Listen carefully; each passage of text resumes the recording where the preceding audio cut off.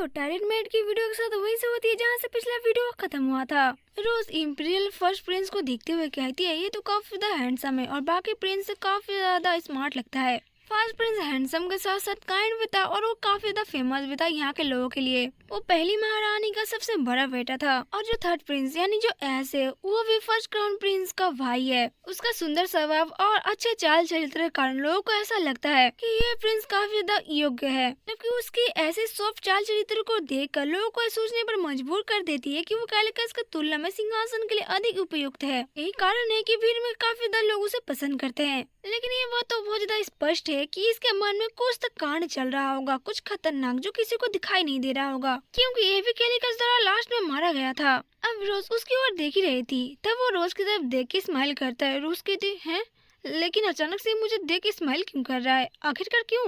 तब कैलिकस उससे कहता है कि क्या हो गया, अब क्या तुम कुछ दूसरी चीजों के बारे में सोच रही हो? तब रोज उसे माफी मांगती है। तब कैलिकस उसे टोंट मारते हुए कहता है कि अब शायद तुम्हें लग रहा होगा कि शायद से तुम्हें अब फर्स्ट क्राउन प्रिंस का साइड ही लेना चाहिए था। है योर हाइनेस, आप ऐसा कैसे बोल सकते हो? ऐसा विचार मेरे मन में कभी आया ही नहीं था।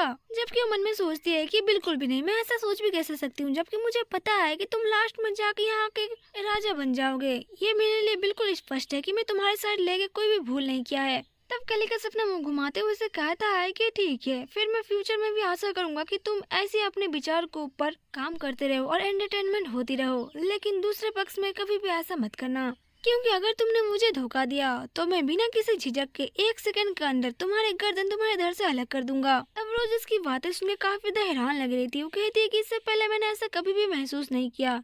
इससे पहले जब भी वो कहता था कि मैं तुम्हें मार डालूंगा, मैं काफी ज्यादा डर जाती थी, लेकिन अभी उसे देख के लगता है वो काफी ज्यादा प्योर है और मुझे इससे डर क्यों नहीं लग रहा। जिसके बाद वो भावुक होकर उसके गालों को टच करने जाती है। तभी कैलिकस उसे कहता है कि क्या हुआ, तुम अचानक से ऐसा क्यों कर रही हो? तब रोज हैरान हो जाती है और अपना मुंह घुमा लेती है। कैलिकस उसे कहता है कि क्या हो, तुम ऐसे चौंकी हुई क्यों हो? रोज तो बेचारी अपने मन में बड़बड़ा रही थी, अरे बाप रे, बाल बाल बची, ये तो सबके सामने मैं इसके स्किन को टच करने वाली थी, लगता है कि रोमांटिक कपल बनने जा रही थी, अभी मेरे गर्दन सर से अलग हो जाता, तब मेरी सारी रोमांटिक गिरी यहीं पर निकल जाती। मैंने बहुत ही मुश्किल से खुद को संभाला है, मैंने लगभग उसका पीठ थपथपा ही दिया था बिना एहसास हुए कि मैं हूँ कहाँ पर। अगर मैंने ऐसा सच में कर दिया होता तो अभी मेरा कचम्बड़ ही निकल जाता। जबकि वो सोचती है कि अगर मैंने उसको सर को पेट किया होता और उसको पीठ थपथपाया होता तो अभी तक उसने तो ऑर्डर दे दिया होता कि जल्दी से इस लड़की का सर कलम कर दो। इसकी हिम्मत कैसी हुई कि उसने क्राउन प्रिंस कैलिकस के सर को पेट किया है। उफ, लेकिन अच्छा है कि मैंने खुद को संभाल लिया, अगली बार मुझे ज्यादा केयरफुल रहना पड़ेगा। जिसके बाद हमें दिखाया जाता है कि एक आदमी आता है, ये यहाँ का पोप होता है। रोज कहती है पोप तो बिल्कुल इसके जैसा दिखने में लगता है, जबकि वो पोप अपनी शक्तियों का इस्तेमाल करते हुए डिवाइन लाइट ऑफ एलिमेंट का बुलावा देता है।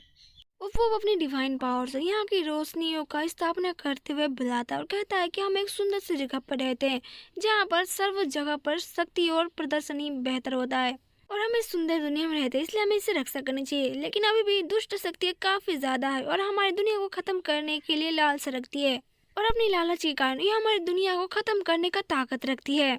इसलिए इस दुनिया से बुरी शक्तियों को खत्म करने के लिए और इस दुनिया में अच्छी और अच्छे शासन स्थापन करने के लिए हमें इसके लिए प्रे करना चाहिए। जिसके बाद वो लोग प्रे करने लगते हैं और सारे लोग इसे देख के काफी ज्यादा खुश हो रहे थे। लेकिन रोज कहती है जरा 1 सेकंड रुकना, मुझे पता है कि एक पवित्र मोमेंट चल रहा है और सारे लोग यहाँ पर पवित्रता का गुण गा रहे हैं, लेकिन मुझे अभी अचानक से ऐसा क्यों लग रहा है कि मैं किनारे पर हूँ? क्या मेरे रीढ़ की हड्डी में अचानक से ठंडक बढ़ रही है क्योंकि मुझे ठंड लग रही है? जिसके बाद पोप का भाषण कुछ देर तक और चलता है कि दुनिया को कैसे बचाना है, कैसे दुश्मनों को खत्म करना है। लेकिन रोज को यहाँ पर बिल्कुल भी अच्छा नहीं लग रहा था, लेकिन बाकी लोग तो यहाँ के थे, इसलिए वो लोग पोप के लेक्चर पर तालियां मारते हैं। जिसके बाद सीन शिफ्ट होता है और हमें डाइनिंग टेबल का सीन दिखाया जाता है जहाँ पर सारे लोग खाने के लिए बैठे होते हैं। लेकिन अभी भी रोज उसी इवेंट के बारे में सोच रही थी कि वो उस पल क्या था। उसने अचानक से ऐसा किया कि मैं बहुत ज्यादा डर गई थी और मुझे डरपोक बना दिया। इसके अलावा भी पूरे माहौल कुछ अजीब तरीके से हो गया था। ये तो कोई कल्ट का कोई हिस्सा लग रहा था। मुझे वो पल याद आ रहा था जिस पल मेरे साथ एक आदमी ने ऐसा किया था रियल वर्ल्ड में और उसने मुझे किसी कल्ट में शामिल कर लिया था। ये काफी ज्यादा डरावना था। लेकिन आखिरकार यहाँ पर क्या हो रहा है? यहाँ तक कि सभी लोगों में से कैलिकस भी इनमें शामिल था। क्या सिर्फ इसलिए कि मैं कोरिया से हूँ मैं कुछ भूल रही हूँ? लेकिन हे भगवान, उस टाइम पर क्या था? वो कितना ज्यादा डरावना था, वो घूर रहा था मुझे। जब उस टाइम पर सब लोग ताली बजा रहे थे और मुझे कुछ समझ में नहीं आ रहा था, इसलिए मैं चुपचाप खड़ी थी, लेकिन वो मुझे बोल रहा था तुम्हारी हिम्मत कैसे हुई कि तुम हमारे भगवान के सामने ताली नहीं बजा रहे हो? एकमात्र तुम वो व्यक्ति हो जो यहाँ पर चुपचाप खड़ी है बिना ताली बजाए। लेकिन मुझे तो कुछ पता ही नहीं था मैं क्या करती हूँ वहाँ पर। इसमें मेरी कोई भी गलती नहीं थी क्योंकि मैं इन सब चीज़ों की आदी नहीं हूँ। उफ, मेरा दिमाग कुछ भी काम नहीं कर रहा। जबकि रोज को ऐसा करते हुए फर्स्ट क्राउन प्रिंस देख लेता है। वो कैलिकस से कहता है कि मैं थोड़ा सा आश्चर्य हूँ इस बार। तुम सर रुवेल को ना लेके आके तुम एक लड़की को लेके आए हो। तब कैलिकस उससे कहता है कि तुम अपने काम से काम रखो, मेरे कामों के बीच अपना नाक मत घुसाओ। तब फर्स्ट क्राउन प्रिंस उससे कहता है कि मैं अपने काम से काम कैसे रख सकता हूँ, वैसे भी वो तो तुम्हारे यहाँ पर सेवा करने के लिए आई है ना। मैंने सही कहा ना मेरे प्यारे छोटे भाई, क्या आप मेरी बात से सहमत नहीं है मिस रोज? तब जाकर रोज को याद आता है कि हाँ वो तो लोगों के साथ बैठी है। वो कहती है कि काश से लोग मुझे अनदेखा कर देते तो मेरी जान बच जाती। तब वो हंसते हुए कहती है कि यस योर हाइनेस, आप सही कह रहे हैं। तब फर्स्ट क्राउन प्रिंस कहता है वैसे तो मुझे अपने आप को इंट्रोड्यूस कराने की कोई जरूरत नहीं है, लेकिन तुम यहाँ पर एक महिला के रूप में यहाँ पर हो तो मैं बता ही देता हूँ। अब कैलिकस को तो यहाँ पर बिल्कुल भी अच्छा नहीं लग रहा था और ये बात रोज को समझ में आ जाती है। वो सोच रही थी कि वो मेरे साथ इतने ज्यादा प्यार से बातें क्यों कर रहा है। वो मेरे साथ कैलिकस के सामने ऐसी एक्टिंग कर रहा है जैसे कि वो मुझे अपना दोस्त बनाना चाहता है। मैं नहीं चाहती कि कैलिकस को लेकर इस बात को कोई गलतफहमी हो, इसलिए वो क्राउन प्रिंस को कहती है कि मैं आपके विचार को बहुत ज्यादा अप्रिशिएट करती हूँ योर हाइनेस, लेकिन आज मैं यहाँ पर एक लेडी के रूप में नहीं बल्कि मैं यहाँ पर क्राउन प्रिंस के परिचारक के रूप में यहाँ पर आई हूँ। इसलिए प्लीज मैं आपसे अनुरोध करती हूँ कि मेरे औधिक रूप से मुझे ट्रीट करे और उसी हिसाब से समझे योर हाइनेस। तभी इस बात को सुनकर फर्स्ट क्राउन प्रिंस जोर जोर से हंसने लगता है और कैलिकस से कहता है मैं इतना ज्यादा शौक हुए बिना नहीं रह सका क्योंकि तुमने किस प्रकार की महिला को अपनी साइड में रखा है। क्लियर तरीके से वो तुम्हारे साइड है और बहुत ज्यादा तुम्हारे लिए मान सम्मान रखती है और तुम्हारे लिए लॉयल है। तुमने अपने कंपनी के लिए काफी अच्छे लोगों का चुनाव किया है योर हाइनेस। तब रोज सोचती है क्या वो सच में मेरी तारीफ कर रहा है। वैसे देखा जाए तो वास्तव में उसका जो व्यक्तित्व है उससे भी बेहतर हो सकता है जितना कि मैंने उसके बारे में सोचा था। इतना लंबे समय तक कैलिकस के साथ रहने के बाद ये पहला शाही राजकुमार है जो कि मुझे एक देवदूत जैसा लग रहा है। तब कैलिकस कहता है कि मैं इस चीज को कैसे भूल सकता हूँ और इसे बर्बाद भी तो नहीं कर सकता, खास करके उस टाइम पर जब कोई मेरे लिए निश्चित रूप से कुछ एसोसिएशन को भेज सकता है और टाइम टू टाइम भेजता रहता है। तब रोज कहती है क्या एसोसिएशन, इसका क्या मतलब हो सकता है? तो क्या उन एसोसिएशन की बात कर रहा है? तो इसका मतलब यही है वो पहला फर्स्ट क्राउन प्रिंस ही था जो उन एसोसिएशन को भेज रहा था कल हमें मारने के लिए। तब फर्स्ट क्राउन प्रिंस कैलिकस से कहता है कि मुझे लगता है कि तुम क्राउड में ज्यादा फंस रहे हो, तुम्हें ऐसा लगता है कि तुम क्राउन प्रिंस बनने के लिए रेडी हो और शायद से तुम्हें ऐसा इसलिए लग रहा होगा क्योंकि तुम्हें लगता है कि तुम क्राउन प्रिंस बनने के लिए काफी ज्यादा परफेक्ट हो। तब रोज इसकी बातें सुनकर हैरान हो जाती है। वो कहती है क्या ये व्यक्ति सच में ऐसा है? मेरे लिए तो लगभग कल मर ही गया था।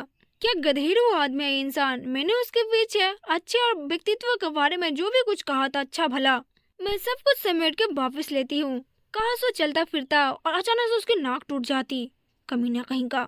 अरे बोलो भी कैसे ना, कल जिस दौर से मैं गुजर रही थी उसे सोचकर ही मुझे अपनी पूरी बॉडी में भी ठंडक महसूस हो रही है। इसके बाद ड्यूक नीलायन को बेटे के बारे में भूला जाता है, वे काफी ज्यादा अच्छा है। तब वो बंदा जो ड्यूक नीलायन का बेटा था वो कहता है कि अरे महामाई आखिरकार आप लोगों से मिलना मेरे लिए सम्मान की बात है, मैं लुकास नीलायन हूँ। तब फर्स्ट क्राउन प्रिंस कहता है कि अरे हाँ मैंने तुम्हारे बारे में सुना था, वैसे भी इस सड़क पर तुम्हारे नाम के काफी ज्यादा चर्चे हैं। मैंने तो ये भी सुना है कि जितना अच्छा तुम्हारी तलवारबाजी है उतना ही अच्छा तुम्हारी तीरंदाजी है। तब लुकास शर्माते हुए कहता है अरे बस ये तो बस गपशप चल रही है, मैं ऐसा भी कुछ खास नहीं हूँ। तब कैलिकस कहता है कि मैं तुम सबसे अलग होना चाहता हूँ, वैसे भी मुझे लगता है कि आपको अपने शिकार के कंधे पर हाथ मारने में कोई ज्यादा परेशानी नहीं होगी, यहाँ तक कि अंधेरे जंगल में भी। तब लुकास कैलिकस की ऐसी बातें सुनकर हैरान और परेशान हो जाता है, जबकि रोज कह रही होती अब तक तो हमने खाना भी स्टार्ट नहीं किया और इतना सब कुछ होने लगा है और ऐसा माहौल देख के मुझे उल्टी जैसा महसूस हो रहा है। तब फर्स्ट क्राउन प्रिंस कहता है कि अरे बस करो, क्यों ना हम सब अब मजाक बंद कर दे। तभी यहाँ पर अनाउंसमेंट होता है कि योर मैजेस्टी बहुत ही जल्द यहाँ पर आने वाले हैं, जिसके बाद हमें दिखाया जाता है कि योर मैजेस्टी यानी कि यहाँ का राजा यहाँ पर हाजिर होता है। वैसे ये राजा देखने में तो काफी ज्यादा हैंडसम है और इसी के साथ ये वाला चैप्टर भी यहीं पर खत्म होता है।